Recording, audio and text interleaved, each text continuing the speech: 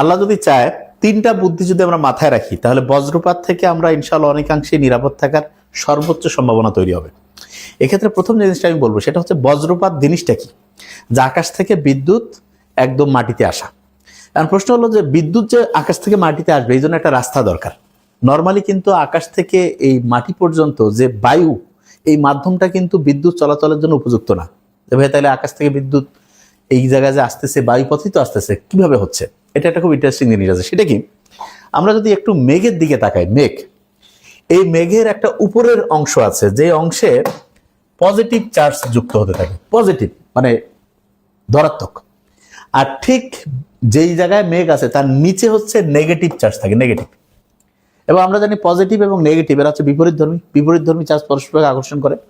আর আমাদের যে মাটিটা আছে সেই মাটির উপরে আবার পজিটিভ চার্জ তৈরি হয়। তার মানে এই যে মেঘটা আছে, মেঘের উপরে পজিটিভ চার্জ, নিচে হচ্ছে নেগেটিভ, আর মাটির উপরে আবার পজিটিভ। এই অংশগুলোর মধ্যে একটা তড়িৎ ক্ষেত্র তৈরি হয়, ইলেকট্রিক্যাল ফিল্ড।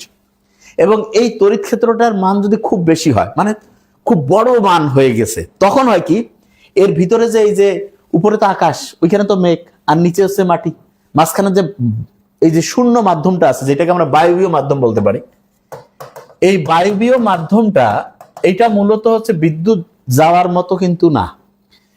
কিন্তু এই মাধ্যমটা হয় কি, এই মাধ্যমটায় আমরা একটা ইন্টারেস্টিং জিনিস লক্ষ্য করি। সেটা কি, সেটা হলো এই মাধ্যমে নাইট্রোজেন থাকে, অক্সিজেন থাকে, এবং এরা কিন্তু হচ্ছে যে সহজে বিদ্যুৎকে যাওয়ার জন্য রাস্তা করে দিবে না। তখন হইলো কি, ওই যে বেশি পরিমাণ যখন হচ্ছে যে ভোল্টেজ তৈরি হয়ে গেছে না, তখন এইখান থেকে একটা ইলেকট্রন দূরে চলে গেছে। তার মানে একটা ইলেকট্রন যখনই দূরে চলে গেল, এইটা আরেকটা ইলেকট্রনকে, তারপরে আরেকটা, এরকম করে অসংখ্য ইলেকট্রন দৌড়াদৌড়ি শুরু করলো। এবং তখন ওই যে বায়ু যে ফাঁকা মাধ্যমটা আছে সেইটা একটা তারের মতো কাজ করে। আমরা জানি এক জায়গা থেকে আরেক জায়গায় কারেন্টের লাইন নেওয়ার সময় তার লাগাই না, তখন এই যে বায়বীয় মাধ্যমটা যে আছে, শূন্য মাধ্যমটা, এইটা হচ্ছে তারের মতো কাজ করবে, এবং ওই তারের মধ্য দিয়ে কি হবে, বিদ্যুৎটা আসবে। এখন প্রশ্ন হলো যে এই বিদ্যুৎটা আসলে কোন জায়গায় পড়বে? তা বিদ্যুৎ কিন্তু একটা শক্তি, শক্তির একটা বৈশিষ্ট্য হচ্ছে সে যেই রাস্তায় গেলে খুব তাড়াতাড়ি হচ্ছে যে রাস্তাটা কমপ্লিট হবে, সেই রাস্তায় সে যাবে। মানে সবসময় সে এমন রাস্তা বেছে নেয় যে রাস্তায় সে দ্রুত তার যেই জায়গায় যাওয়ার ইচ্ছা, গন্তব্য, সেখানে যাইতে পারবে।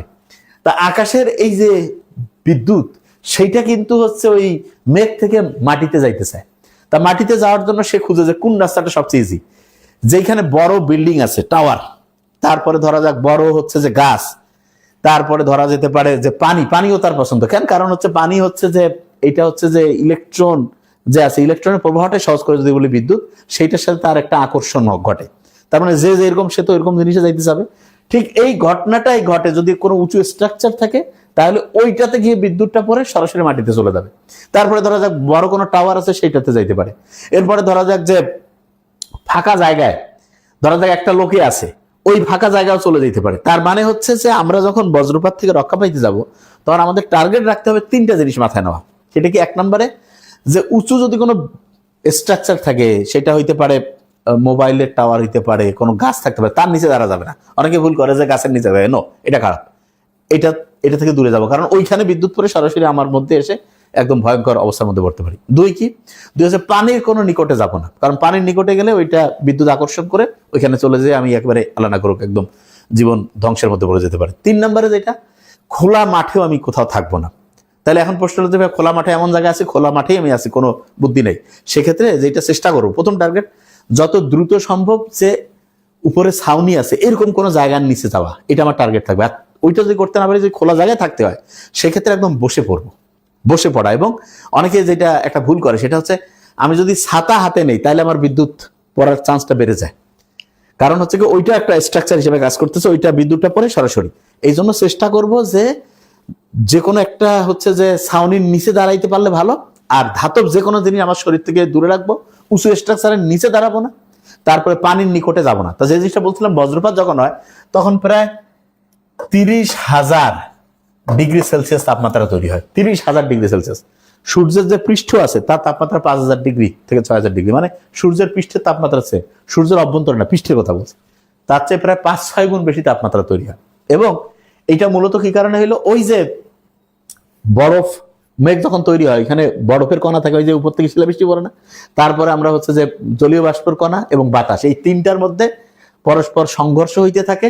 মেঘের উপরে ধনাত্মক চার্জ, মেঘের নিচে ঋণাত্মক, মাটির উপরে হচ্ছে ধনাত্মক চার্জ, এবং এইখানে একটা বৈদ্যুতিক ক্ষেত্র তৈরি হলো। তখন হচ্ছে বায়ু মাধ্যম, যেটা দিয়ে বিদ্যুৎ যাইতে পারবে না, তারের মধ্যে দিয়ে না বিদ্যুৎ যায়, কিন্তু ওই বায়ু মাধ্যমের ওইখান থেকে নাইট্রোজেন অক্সিজেন থেকে ইলেকট্রন চলে গেল। তখন হচ্ছে এই গোটাল বায়ু মাধ্যমটাই দেখা যাবে যে হচ্ছে একটা তারের মতো, তার জন্য একটা হচ্ছে যে আয়োনাইজড হয়ে যায়। তার মানে এগুলো তখন ধনাত্মক ঋণাত্মক ইয়াতে তৈরি হয়ে যায়। মানে ব্যাপারটা একটা এরকম যে আমরা নিশ্চয়ই জানি না যে ব্যাটারির ধনাত্মক ঋণাত্মক প্রান্ত থেকে মাঝখানে যদি আমি একটা তার কানেকশন দিয়ে দিই, কারেন্ট চলে আসে না?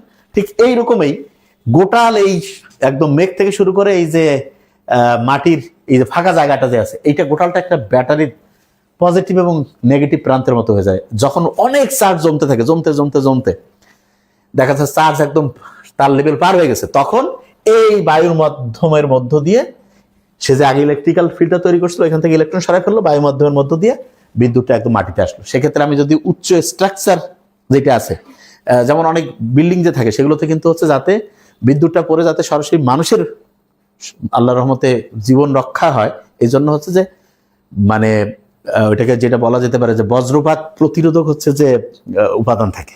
তার মানে ওই কাঠামোটা এমন যে ওইটা হচ্ছে যে এক কথা সহজ করে বলে আর্থিং থাকে। আর্থিংটা কি করে যে ওইটাকে গোটালটাকে হচ্ছে যে গ্রাউন্ড মাটিতে নিয়ে যাবে।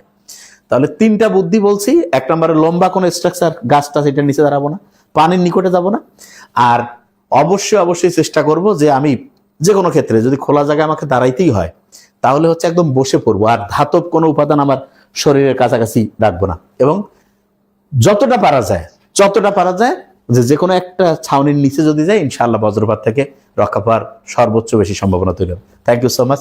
আসসালামু আলাইকুম।